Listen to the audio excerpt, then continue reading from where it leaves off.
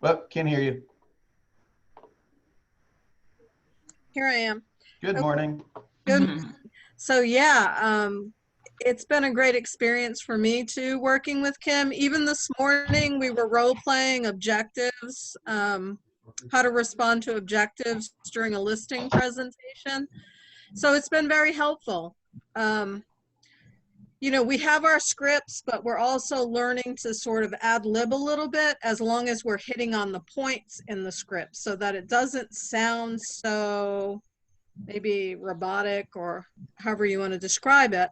Okay. We're able to make sure that we hit the points in the script, but also have use our natural personalities and our own words. Great. Would you be open to role playing with me this morning? I guess. Okay. What script would you like to work on? Okay, so what we were doing this morning was, like I said, a listing presentation objective. We did, let's see. I'd like to list with you, but I have other agents to interview. Okay. Let's switch roles. I'll be the seller. You be the real estate agent. Is that cool? Okay, that sounds good. All right. Close me. So Bill, I hope that you enjoyed my presentation.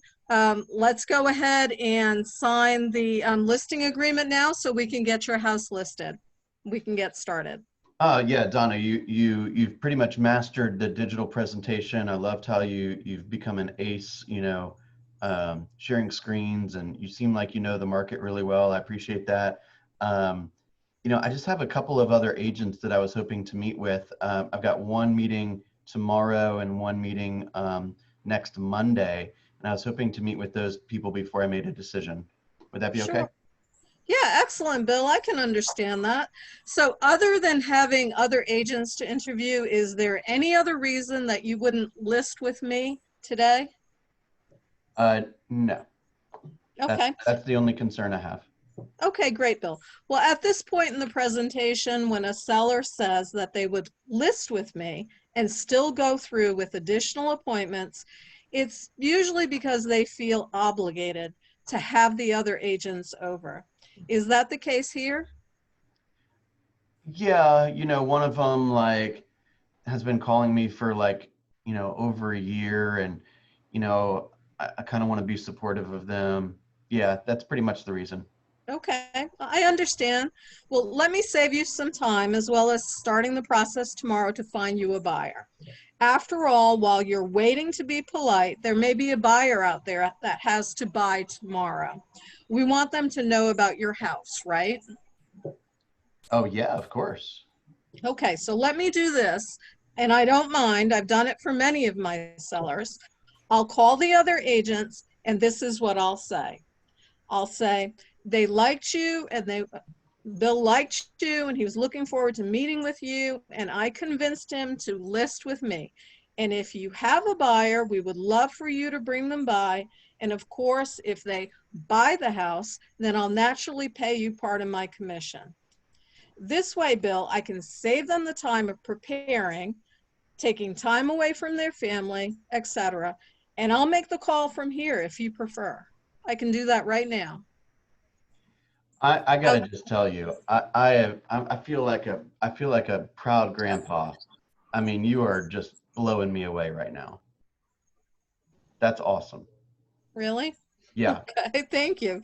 I feel like I need to work on it so that it's a little more smooth, a little more natural, but yeah, thank So you. how close to memorizing that are you? We just started working on it this morning, so I'm not Man, close to memorizing it. that is solid. That is awesome. Um, what did you guys think when you heard that? Thought it was great. Right? Now, I will tell you, it is rather assertive, right? That's But what we were remember, saying. these people are not hiring you to be their friend. They're hiring you to help them sell a home that they don't want to own anymore. And if somebody were to question them and say, "Gosh, Donna, that's like pretty aggressive or pretty assertive," say, what would you say, Donna?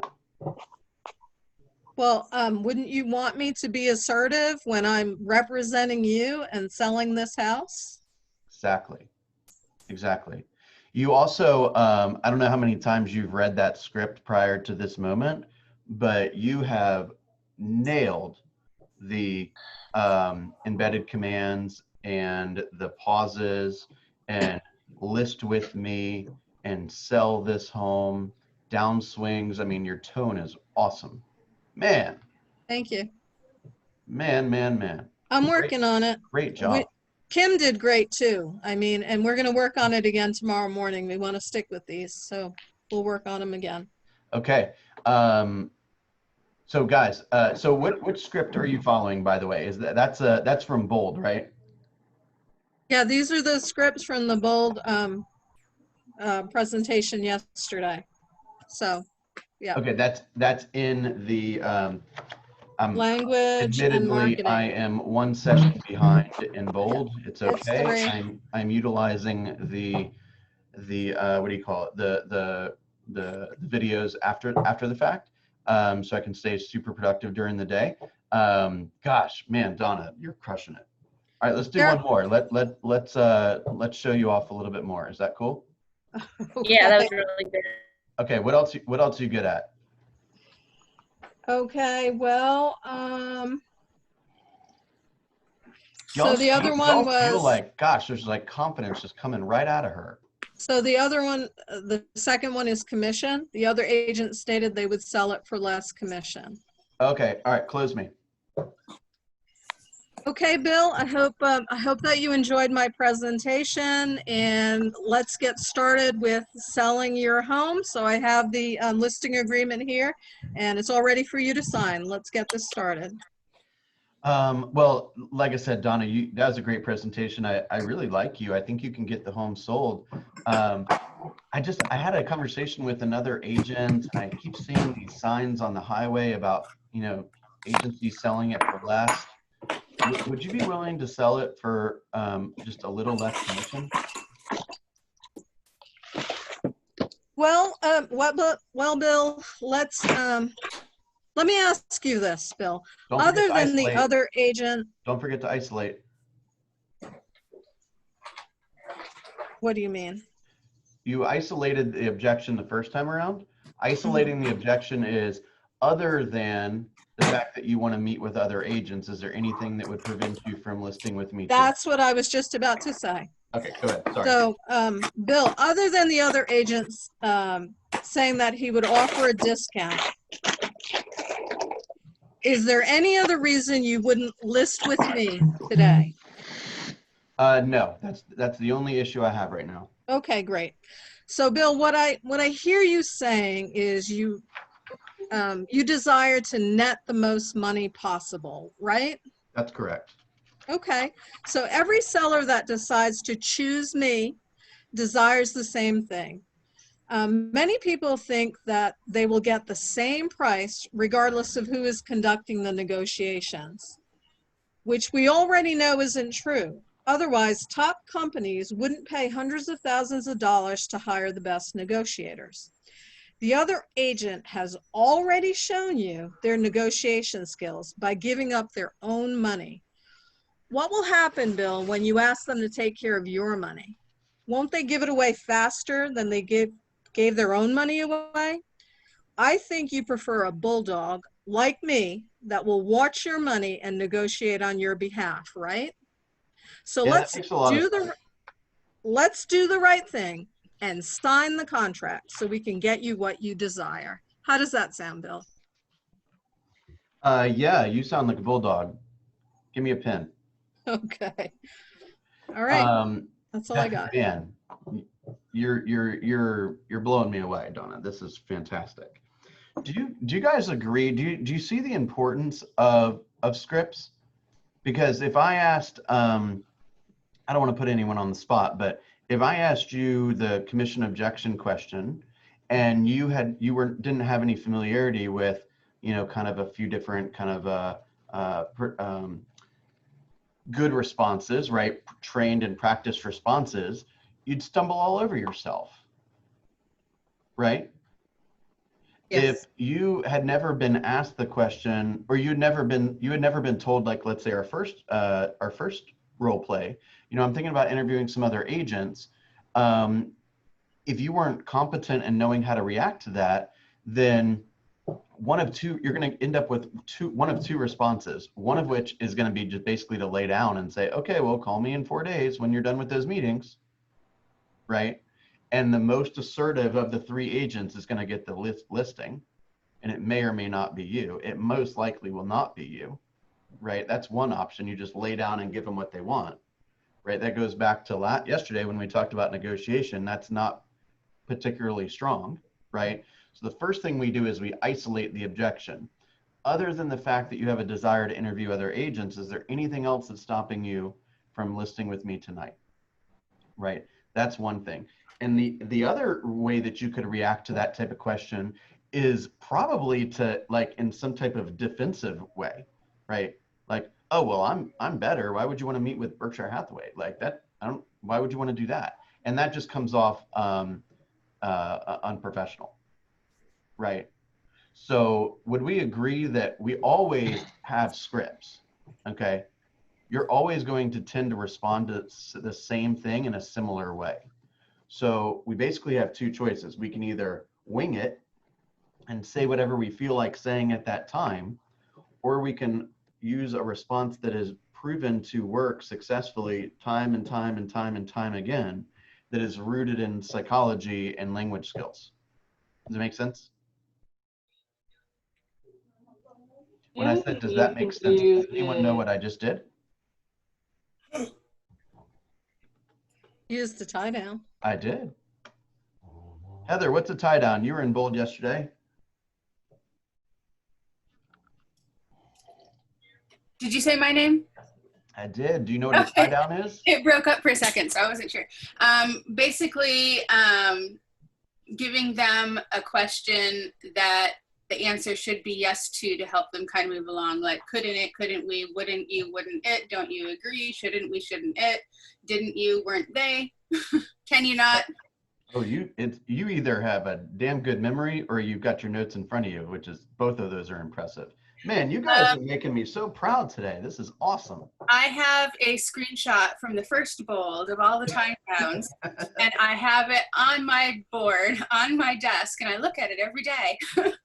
Cool. One more thing. I don't know that we've gotten to it. As I said, I haven't watched all of yesterday's session yet, but remember that we don't want to get off the telephone with a prospect without saying something that sounds like this.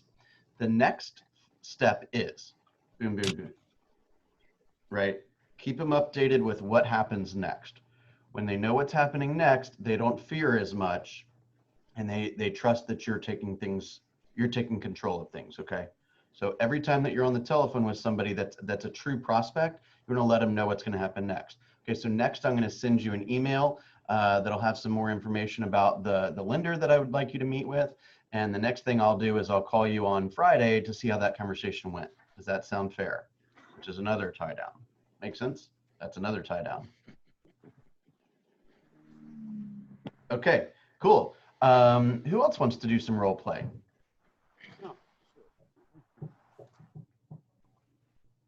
Do you have the KWU scripts? Me? Yeah.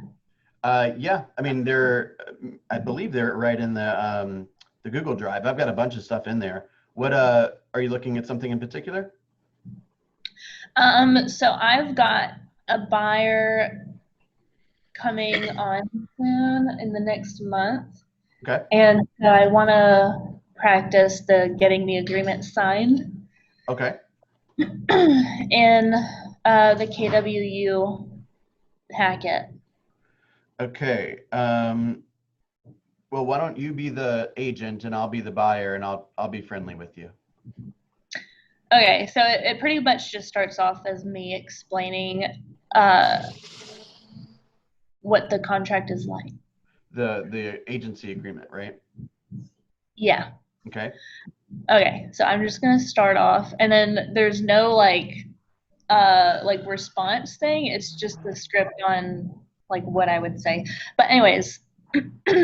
Well, we have our own scripts. I know all the buyer scripts, meaning I like the buyer, like, let's go back to Donna for a second, right?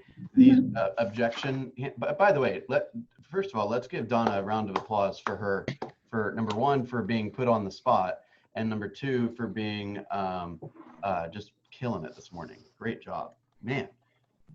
All right, Thanks I again. want all y'all to couple up with somebody and get some script practice player partnerships, because gosh, you guys have only been doing that for a month or so, and listen to this woman already. Man. I put an image of the tie downs in the chat if anybody Cool. wants it. Thank you for that. Thank you. Now, so great job, Donna. Great job, Rose. What I was saying. Oh, I'm all over the place this morning. I'm sorry. With respect to the buyer's scripts, if you will, or the seller's scripts, those are the objections, right? I want to meet with more people. I want to pay a lower commission. I'm not sure if I like your price, right? I don't, know if I want people to come in my home during COVID. These are the buyer's scripts. They only say a certain number of things, right? Same thing with FSBOs. Oh, well, I don't want to hire an agent. Oh, I'm gonna expire it. I'm gonna relist with the same person, right? And then there's a reaction to that, or a script response to that. They only say a handful of things. So I'll be the buyer, Rose, and go ahead and give me a little explanation of what you want me to agree to, and then I'll give you an objection. By the way, Rose is also being put on the spot, so give it up for her too. And guys, this is a group of peers that are all experiencing the same stuff. Right? Yeah, I promise you guys, I'm not going to judge you guys as long as you don't judge me. So let's all agree to that statement, right? No judgment. This is a judgment-free zone. We're all here to get better. Okay. All right, go, Rose. Everybody's got to start someplace. Right. Yeah. Okay, so the buyer's agency agreement doesn't necessarily mean that we're married. It means that we'll just be going steady with the understanding that I am going to do all of these things for you, and in return, you are not going to cheat on me. And if our relationship isn't working, then we simply just break up. We don't have to go through any sort of like messy divorce. So I found that all relationships, both personal and professional, have a greater chance of success if everyone is clear about the expectations in the beginning. Love that line. Like Great that. work. I like that. All right, and then it goes into this next part where it says explaining the win-win objective of the buyer agency agreement, and then this one does have some like responses from the buyer. I know all of them. I'll be nice with you. Just Okay. You can be mean too, because I feel like that is a little bit more like, I don't know. I like it. Well, just do your part, and we'll see. We'll see how you behave, and then I'll behave accordingly. Okay. So if I put 100% effort into finding your next ideal home, will you let me be your consultant? Based on everything that we have discussed, do you think we can work together and have a win-win relationship? Yeah, can you just kind of review some of those expectations? Like, what do you expect from me? Hang on a second. Okay. So I would do, can I give you a little piece of coaching? Yeah. So I would take a minute to explain what buyer agency even is, right? And what the point of that buyer agency contract is. So this is the way I always used to do it. I would say, I didn't push it on them too hard, okay? But at the, typically I after our first day together, or later on in my career when I understood the importance of a buyer consultation before I went out and showed homes to them, during the buyer consultation, I'd hand them the sheet and I'd say, look, this is the document that the state of Georgia uses, the Real Estate Commission uses to turn you from a customer to a client, okay? So this is essentially a loyalty agreement. Let me explain to you the things that I can do as your customer. Those are what's called ministerial tasks. Those are essentially things, for lack of a better way to put it, that you could do yourself. Things like, how large is the home? What school district is it in? What did it last sell for? How long has it been on the market? What are the taxes? They're basically, it's all public information, okay? I'm basically using my hands and my feet. I could let you in the home. I could tell you what the home is priced at, these kind of things. However, in order for me to use my professional opinion and give you some, talk strategy around offers and contingencies and, price recommendations and these kind of things, the state of Georgia requires that you be my client. Now, a client, I can start to use my brain, okay, and use some of all the things that I've learned, negotiation tactics and strategies, and really walk you through and be your true representative. So this is the document that changes that status, takes you from a customer to a client, okay? There's two great parts about being in a relationship with a buyer's agent. First of all, you don't have to pay the buyer's agent, okay? Buyer's agent is paid by the owner of the home that you pursue. The cool part about that is I truly can be of a consultant, play the consultant role rather than the salesman role, right? So if I walk you into a home and it's not the right size, or it's too big, too small, bad backyard, floor plan's wrong, ceilings are too short, ceilings are too high, whatever it is, then you just tell me this isn't the match and we get back in the car, right? So I don't, whether you ultimately buy house number 1 or house number 17, doesn't really matter to me. I want you to buy the home that makes the most sense for you and your family. Does that make sense? Another tie down, right? Mm-hmm. So then they kind of lighten up a little bit, and they kind of relax, and they say, oh yeah, okay, so this guy's not trying to force me to buy like his company's listing or like some listing that he's involved in or something like that. It's just simply, this guy is a guide, he's a consultant, right? So then I would generally say to them, and I took a fairly casual approach to this document, and I said, look, I want you to take some time to read it. Sure, you're gonna have some questions, so I'm gonna give it a blank version of it to you now. And the next time we get together, I'll ask you if you have any questions, and hopefully we can go ahead and get that signed. Sound fair? Right? I would say 9 times out of 10, they'd fax it to me before we even met again. Fax. I was about to say they fax it to you? There's this thing called a fax machine, okay? And you put like a piece of paper in this machine and press a couple buttons, and then it would pop out of some other machine across town. I know. Although I have the fax number on my business card, I've never in my life used a fax machine, and I don't know that I don't know. No, don't worry. Oh man, you guys are cracking me up today. Bill is a giant. What, Pam? Is she making you feel old? She is. I'm like, oh my gosh. It's making me feel old. I thought I was like state of the art when I got an e-fax. Yeah. Oh my gosh. And everyone, just remember, if you don't want them to use fax, honestly, there are some people who still do. Yeah. Remove the fax numbers from your contracts. That's a great point. We actually stopped doing or started to do that recently. So when you're putting your contact information on the contract, you're basically giving permission for all the parties to notify you through that mechanism, right? So if you put the 678-287-4801 fax number, and you're not coming in, if something comes through the fax machine, we'll obviously send it to you. But if, for example, it's done on like a Friday night or something like that, and Mel doesn't get into the office until Monday, that's considered notice, right? So if you don't want to be notified that way, don't put it on the contract, okay? Okay. That makes sense. And by the way, if that's not something you do, it shouldn't be on your business card either, or your email signature, or your email, or any of that kind of thing. Okay. Yeah, I had it on there just in case people still use it. So once you get done with that explanation of what the contract is, then you could say, something to the effect of, "Are you ready to get started?" I do like kind of the relationship kind of motif, if you will. Personally, I think that would probably work with a younger crowd a little bit better than an older crowd. Yeah, which is most of my, well, I guess at least half of my clients. Yeah, absolutely. Are below 30.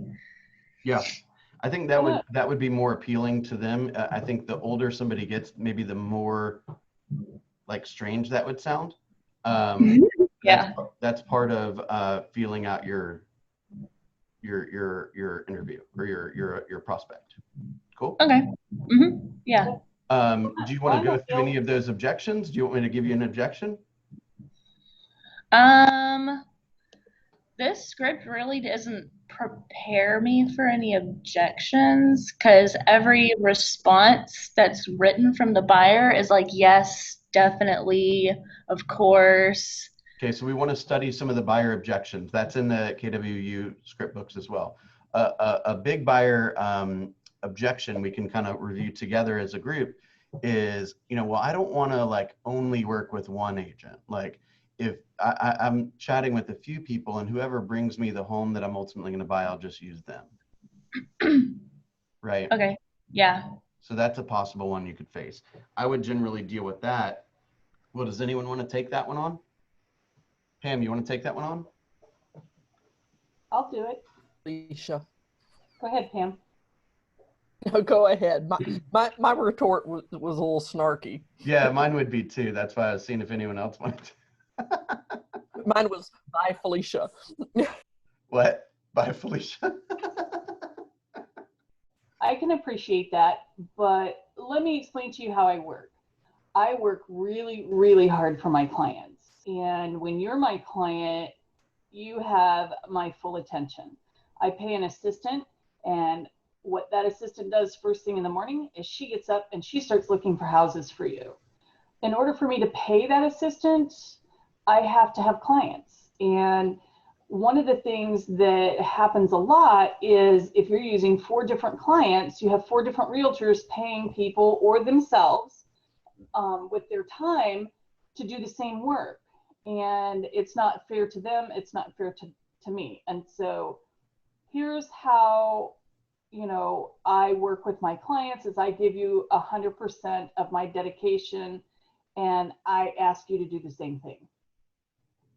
Okay, I like that. One thing I might throw in there is just a discussion on the fact that you have, because you have a big network, because you have a big database, because you're part of the largest real estate company in the metro area, and by far and away the largest real estate company in Roswell, right? You have potentially access to homes that have not hit the market yet, right? Is that true? Do you not have at least once a day somebody posting on Facebook, hey, I've got this listing coming up in Kennesaw or whatever? Is that not true? That is true, Bill, but I found that if I have to work that hard to convince somebody to be my client, I don't want them for my client.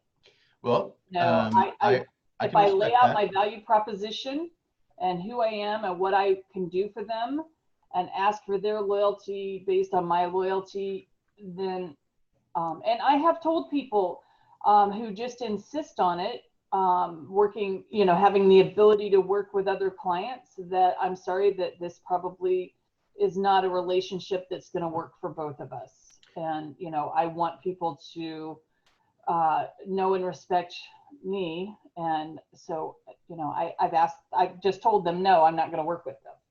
So I believe me, I've probably dumped more clients than all of y'all combined times 10. So I'm not afraid to do that. However, generally speaking, when they respond that way, they're coming from a place of some form of ignorance, right? They don't understand how the buyer agency works. They don't understand how the who does what in the transaction. There's at least one thing they're not clear on, right? So I would come from curiosity a little bit and dig. It's not that you're begging them to agree to work with you. It's simply you're trying to learn more about them so you can determine if you want to be their partner, right? So you might say something like, look, I mean, we all have access to the MLSs, right? And all these buyer instant notification systems, if you tell, hey, I want a 4-bed, 2.5-bath home in Roswell High School District with a basement in between this price and this price, we're all going to send you the same homes. So it's not necessarily who's going to find this unique home, although you could use, Jan, that explanation you said earlier. Hey, I work with an assistant who is paid primarily to find homes that other agents aren't finding, right? I've got a lot of investor clients who might be able to find something that matches your need before that other agents don't even know about. You're not begging them to work with you. You're simply telling them more about your value proposition, right? No, I'm talking about the ones who continue to insist that they really don't want to sign an agreement because they want to have the option to work with other agents, and they're not going to be loyal to me. So if one thing I've learned from you, Bill, is that, you know, it's okay to fire a client or not take them on at all. And those are the kind of clients I just now, and it was a long, hard learning process not to take them on. Now I have other people who say, oh, well, I'm not sure about signing this and why do I have to sign it? And I do go on to explain further. And if they're still a little hesitant, one of the things that I use, and it works 99% of the time, is, well, I can understand that. So I just want you to know that, you know, this is not a relationship that's set in stone. You know, sometimes things just don't work out, and you're free to cancel this agreement at any time. But by law, I'm required to have it Exactly. in order for you to be my client. And, you know, if need be, I can write it right here in the agreement that you may cancel it at any time by providing me a request in writing. And that's all you have to do. Yeah. And I put it right in the special stipulations, and they sign it just like that. Exactly. So make sure, Jan, she kind of went quickly from one to the other, but one is a situation where the person is, like I suggested, just in need of some more information. And the other is this person is just kind of combative and not all that pleasurable to be in a business relationship with, right? And the more you get in front of people, you'll be able to identify patterns of both and be able to quickly recognize that, and then be able to determine who you want to work with.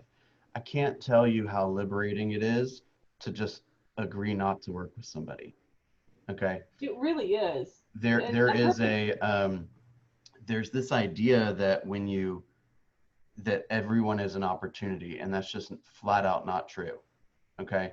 Many of us have had clients that are emotionally draining, physically draining.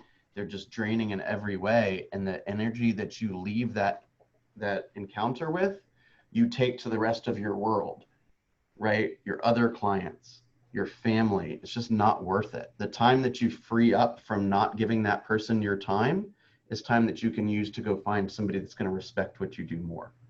Okay. So if there is like one lesson to teach primarily a newer agent, it is to say, go find the people who actually are going to be fun to hang out with.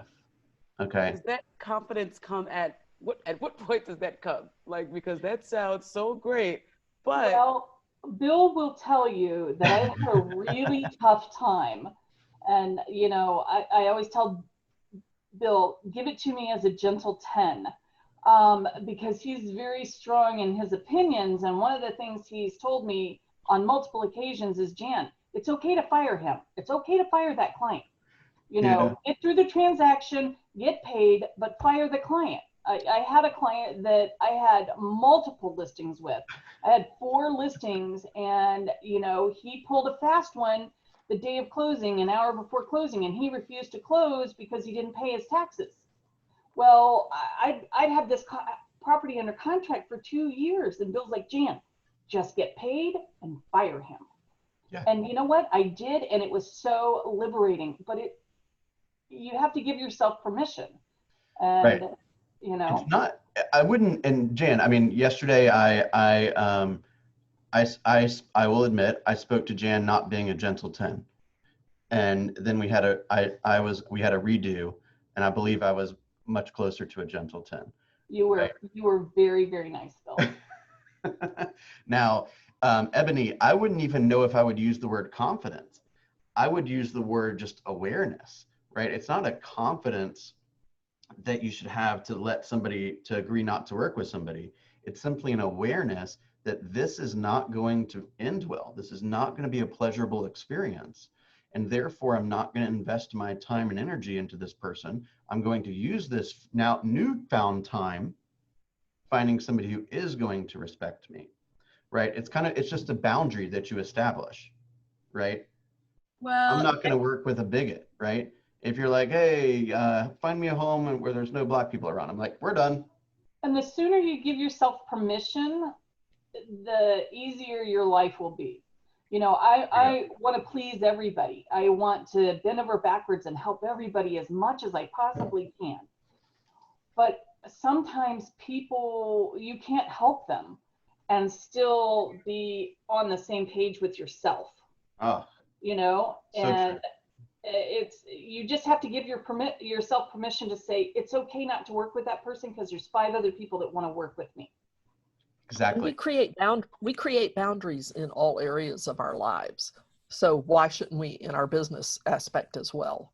Yeah, I mean, You know, we, we have people, of course. you know, we're not going to be friends with because, you know, of whatever reasons. We have family members we choose to maybe not spend much time near. Yeah.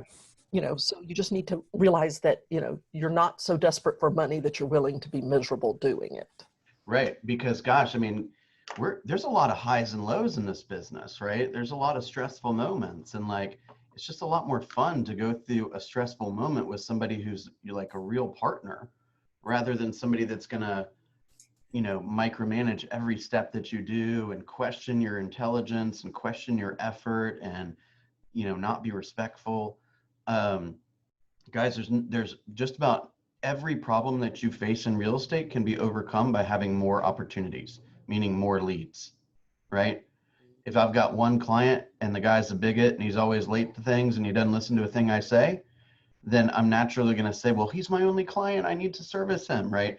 No, you need to drop that dude and go spend time finding more clients is what you need to do.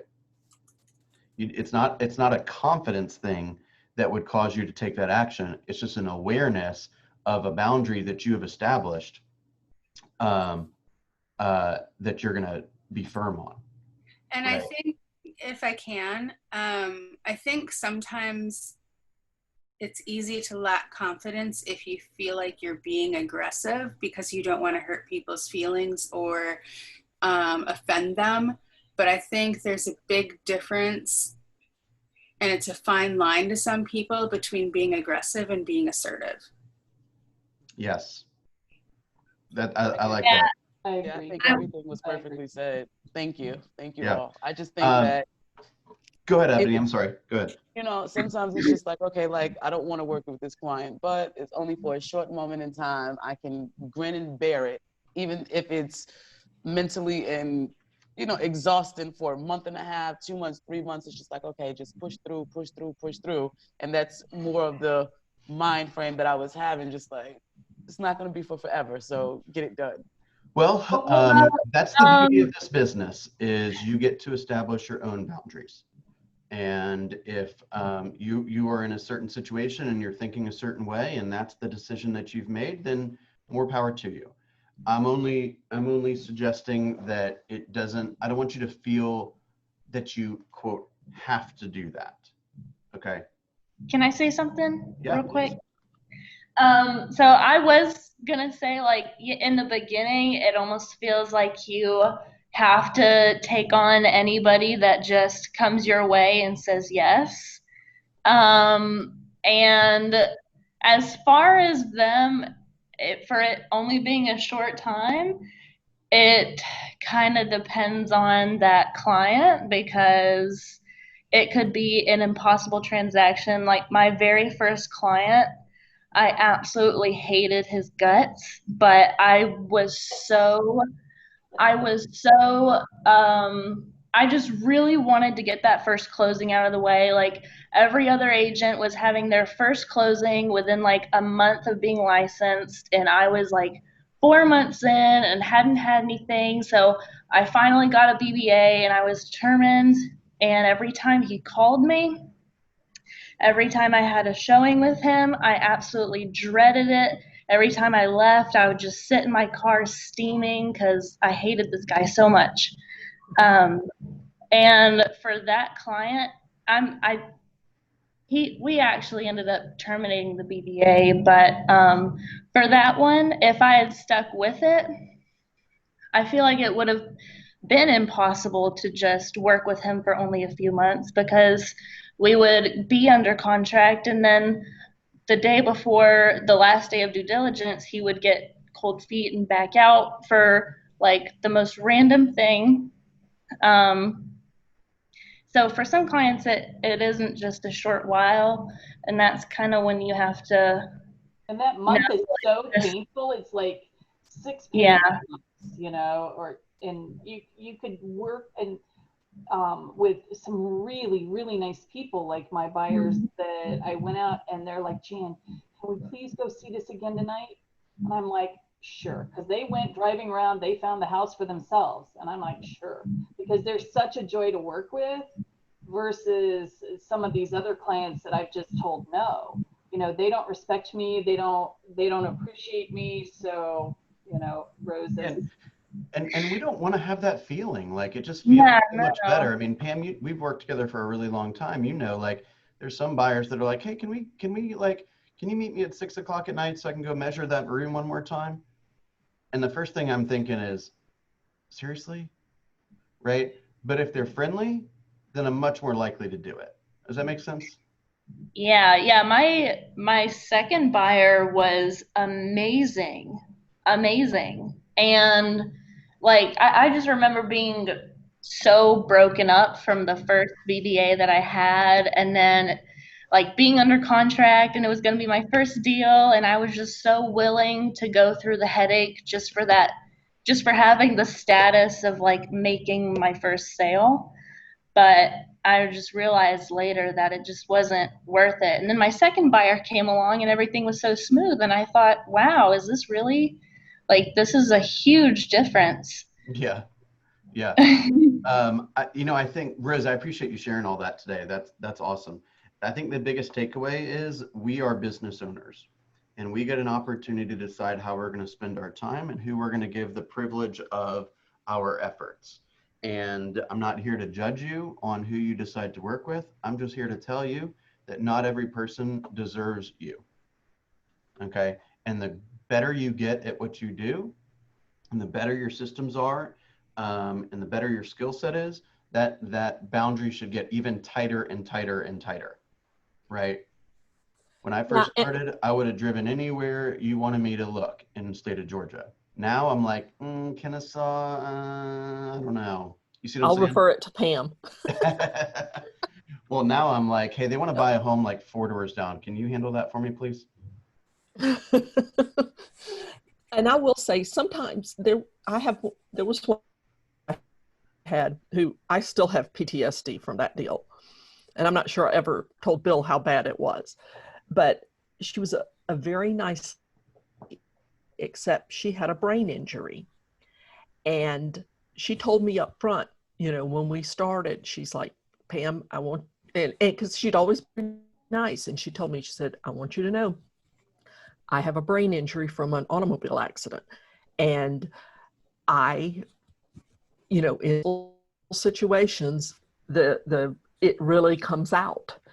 And I mean, she would call me and text me like 20 times a day. And if I didn't answer immediately, and I finally realized after 3:30, don't even answer the phone from her, because that was when the brain injury stuff came into effect. And she just ranted and raved and how much she hated me, and I wasn't looking out for her best interest and all that stuff. And the next morning she would be apologetic, crying because she was so embarrassed that she had done that. Yeah, that's why, you know, my mother-in-law with a brain injury, we referred to somebody totally outside of KW. Yeah, well, and she, you know, she was very, you know, I kept with her because I just, you know, I felt for her. But she sold and she bought, and I swear I didn't want to do real estate for a month after we did. There are those times. One of my last transactions that I was like actually really involved in was about a $540,000 buyer I was working with, and obviously a $540,000 seller. And we spent like 3 days fighting over like a $125 electrician bill. And I'm like, seriously, you guys? Like, you own a $500,000 house. Will somebody write this check? And at the end of it, I was just like, y'all, I'm writing the check. Y'all stop this nonsense. This is crazy. I don't want to hear another word about this electrician bill. Okay, enough. All right. I had a lot of fun this morning, guys. I look forward to spending some more time with you. Y'all go get some listings today, practice your scripts.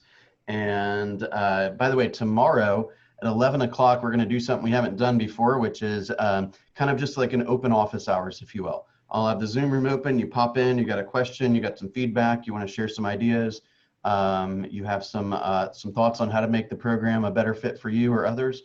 Come and visit and share all those ideas. Okay. I hope you all learned something today. Rose and Donna and Jan, fantastic work today. Appreciate you sharing, and you'll have an awesome day. Okay. Thanks, Bill. Have a great day. Thanks, Bill. Thank you, you too. Hey, Bill.